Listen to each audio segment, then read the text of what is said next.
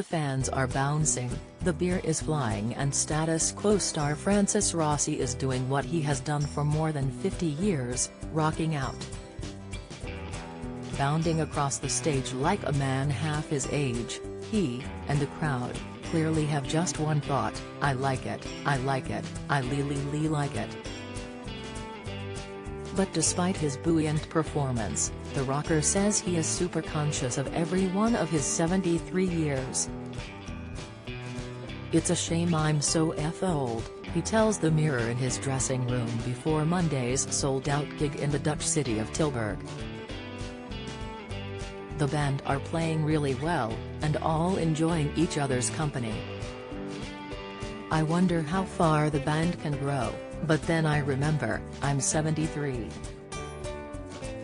Francis is in a reflective mood, but any melancholy is soon cancelled out by his self-deprecating humor. "I'm very much aware of age because when I was growing up we would always laugh at someone in music who was 40. Now I'm in my 70s, my face is falling off, and when I stand under a lamp, my hair disappears."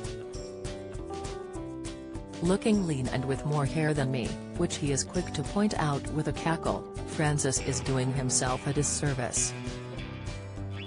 He goes to great lengths to keep Mother Nature at bay. "I swim every day, I work out every day, although I can't now because I bust my bicep overdoing the chin-ups," he says. He adds that a pre-diabetic diagnosis spurred him on. Now he swears by a brisk 10-minute walk after every meal, as well as a 1:30 p.m. nap. "Since then, my digestion is better, the cholesterol has dropped. Just from walking 10 minutes, he says. "If the production manager wants to talk to me he has to walk alongside me, I'm not stopping. It's an obsession." Another obsession is the Times crossword to keep him mentally agile. It's always the concise one. You learn about language and derivatives of words and such. "It's really interesting," he says.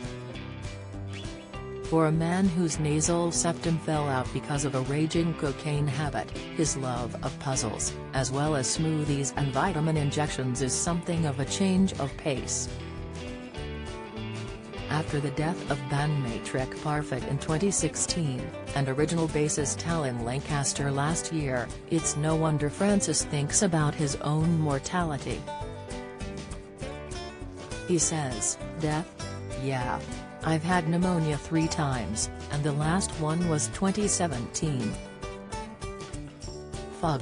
Have you ever been ill and you lie there at night sometimes and think you could die in your sleep now? That was it. I'm hoping there is a time that you just go, it's time to check out. And if it comes to a time of someone having to wipe my derriere, I'm going."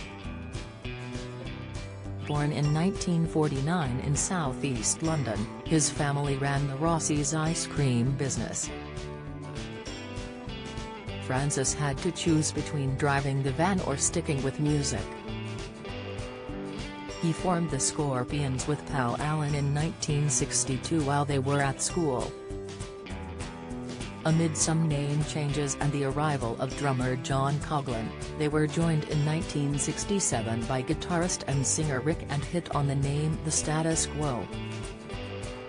After a big hit in 1968 with Francis' psychedelic song Pictures of Matchstick Men, they haven't looked back and have gone on to sell about 118 million records, as well as playing over 6,000 live shows to 25 million people.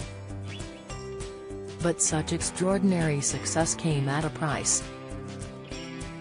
In his autobiography, Francis admits to spending £25,000 a month in today's money on cocaine, which led to the breakdown of his first marriage.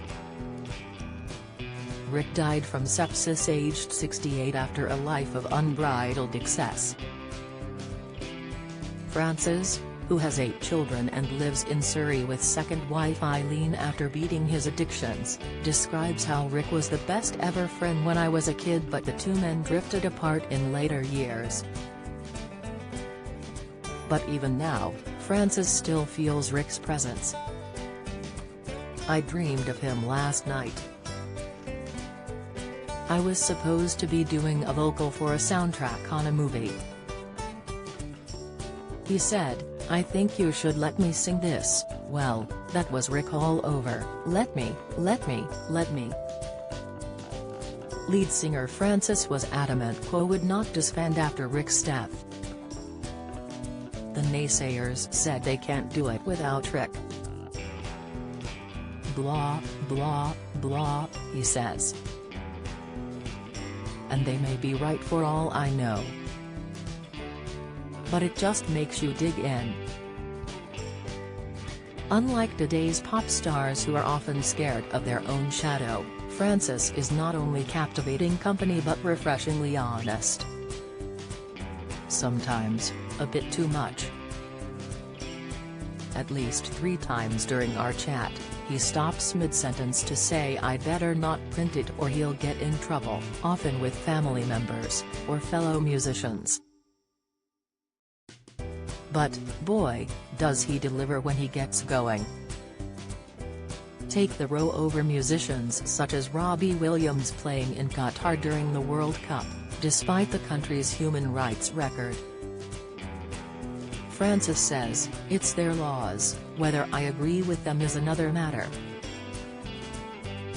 Whether Qatar was awarded the rights to host the World Cup, in a bent way or not, we're now going to say the rest of the world isn't bent?